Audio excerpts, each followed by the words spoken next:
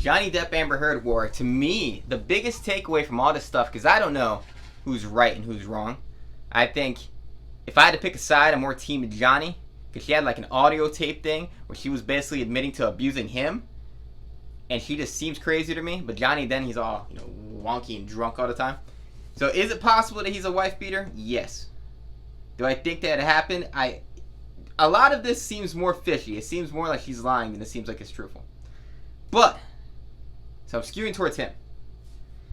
Also, don't give a damn, really. I don't. These are two strangers. I don't need to know all this stuff. But what I think is the biggest takeaway for me is how that Me Too movement changed. If this happened a few years ago, woman makes accusation, Johnny Depp immediately canceled. Career's donezo. He's off to the abyss with Kevin Spacey. Kevin Spacey needs to come back. Kevin Spacey did not do anything near the magnitude of other people who got canceled. It's just a stupid apology. But Johnny Depp would have been completely gone, eviscerated. Nobody would hear his name anymore as soon as she pointed a finger. But it shows that whole movement, gratefully, is dying out. And people are actually waiting to hear evidence and trials. Even though he got found guilty in UK courts over his lawsuit of The Sun magazine, people here are still Team Johnny. A lot of people are still I think more people are on Johnny Depp's side than on Amber Heard's side. And to me, that shows how that Me Too movement thing kind of fell off. Time's Up movement fell off. And I like it because that thing went from being something good to everyone realizing it's like the Salem witch trials. Girl points a finger, you got a scarlet letter, you're cast off to limbo.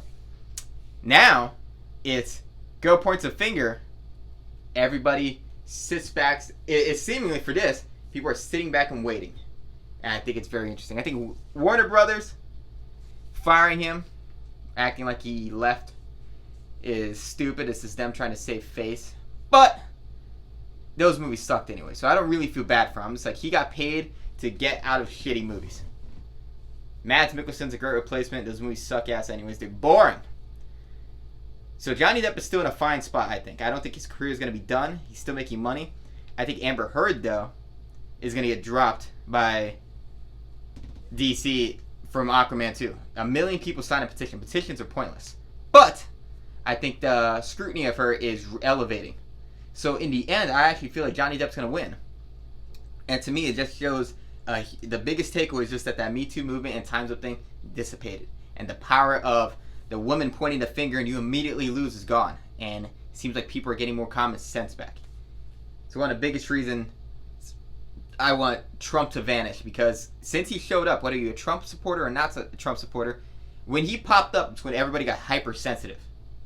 And I want it to slow. And if he's gone, it might go back to where it was, because people were never this sensitive. It might dissipate again, back into people being more normal. So, what's your biggest takeaway from this thing? Are you Team Johnny or Team Amber? I'm more Team Johnny. But what do you think? He was found guilty in a UK court. I don't know if that matters. It doesn't matter too much to me because we'll see what happens in the American court. Also, none of us were there.